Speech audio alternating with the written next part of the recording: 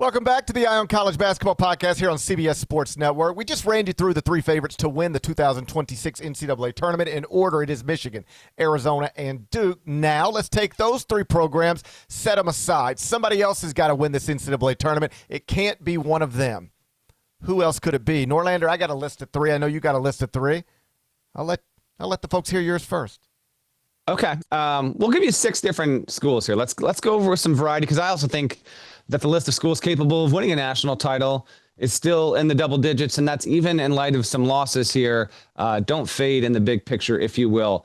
I'll start, to me, UConn. I don't think you've got UConn on your list. The Huskies, only with 2 losses to this point. Dan Hurley's got a really strong group, 22-2 overall. Yes, you had the loss at St. John's on Friday. I was there at the Garden. Wonderful scene there. But the defense is top 5 in the country, and I like between Terrace Reed as a big man who's even better than he was a season ago. You've got Captain America, Alex Caravan, a quintessential UConn Husky if there ever was one. Obviously, he has won 2 national titles as a leader. Silas Demery Jr., turnovers aside in the St. John's game, has been such a massive upgrade at point guard for UConn this season. And then Braylon Mullins is a freshman talent who has had some clutch moments already this season and feels like he might be due for a big moment himself, and him teaming up alongside Solo Ball. That's why I've got UConn easily there. 2 other teams, I'll give you Iowa State, which feels like it might be hiding in plain sight because it hasn't had a high-profile game in a bit here. That's going to change this weekend when none other than Kansas comes to town. But Joshua Jefferson is clearly a first-team All-American at this point. The Cyclones are 21-2.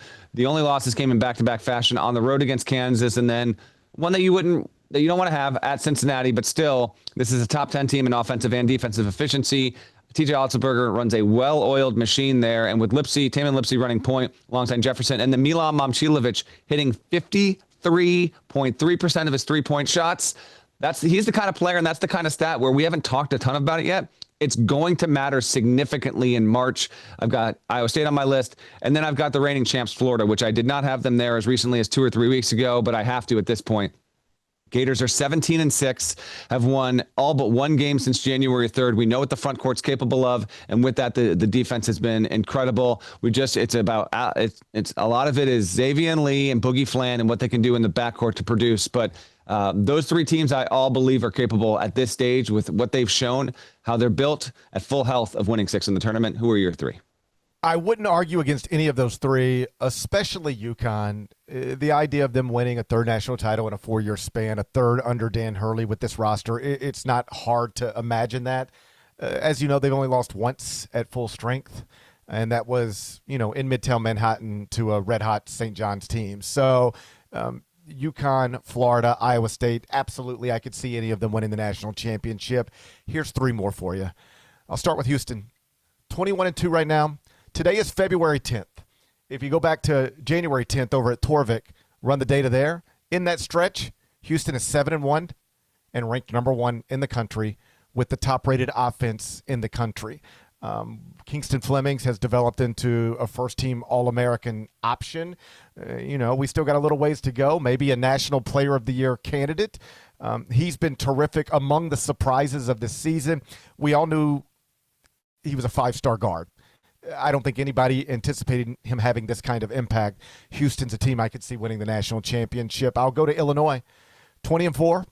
Lost to Nebraska on December 13th. Since then, 12-1, second best team in the country according to Torvik, with the top-ranked offense in that stretch. Illinois, obviously, you talk about surprising freshmen. There's nobody, maybe in the history of the sport, more surprising than what Keaton Wagler has done this season for the Illini after being ranked 150th in his high school class. He has been incredible, emerged as a top 10 prospect in this draft.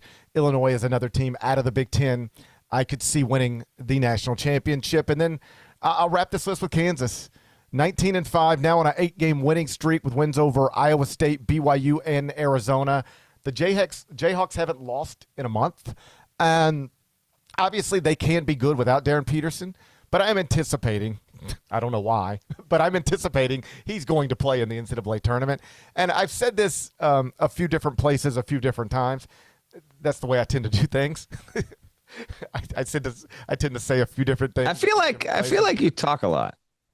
I talk a lot of different places, and I tend to use stuff wherever they fit in multiple places. So I've said this multiple places. I think it makes sense.